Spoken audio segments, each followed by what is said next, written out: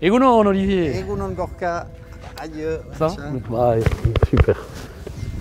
Donc tu nous accueilles ici dans un endroit magique, mais la tradition taurine à Bayonne remonte à il y a longtemps.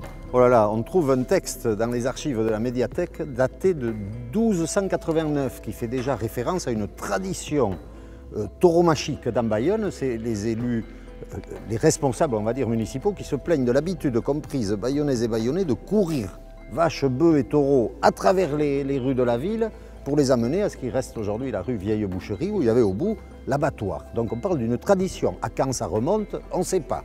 C'est incroyable, c'est un des plus vieux textes taurins au monde.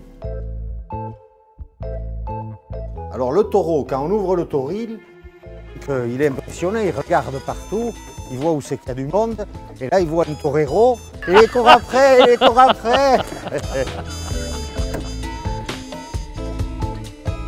La tactique du torero, c'est de ne pas bouger, et avec ses bras et ses capes, de bouger les capes pour capter l'attention du taureau et dévier sa charge sur un côté ou sur l'autre. En théorie, hein, parce que des fois le taureau, tu as beau lui montrer qu'il faut aller par là, il va tout droit et tu prends un bon shoot. C'est pour ça qu'il y a un truc qu'on appelle l'infirmerie, mais qui est un véritable bloc opératoire ici pour opérer les blessés.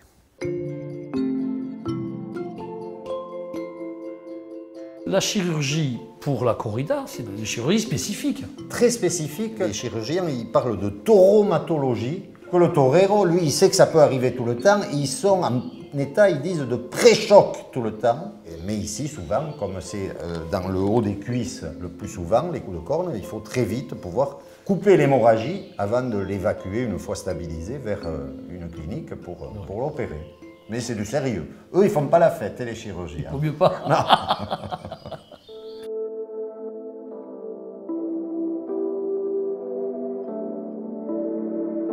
Alors voilà, là on rentre dans des lieux secrets, la chapelle des arènes. La chapelle qui date de la construction des arènes en 1893. Oui, et elle est restée dans l'état, même je pense au niveau des couleurs. Puis, même ceux qui ne sont pas croyants, ils se disent on ne sait jamais, pourquoi pas. Alors ils touchent toutes ces images. Et puis, qui dit chapelle dit aumônier. Alors on avait un aumônier, Jean-Louis Condon, c'est extraordinaire, c'est un passionné de tauromachie, donc il faisait rire les toreros, qui, quand on s'appelle Condon, il était curé de la Chambre d'Amour Anglette, tu vois, et tous les Espagnols l'appelaient le padre preservativo, avec beaucoup d'humour.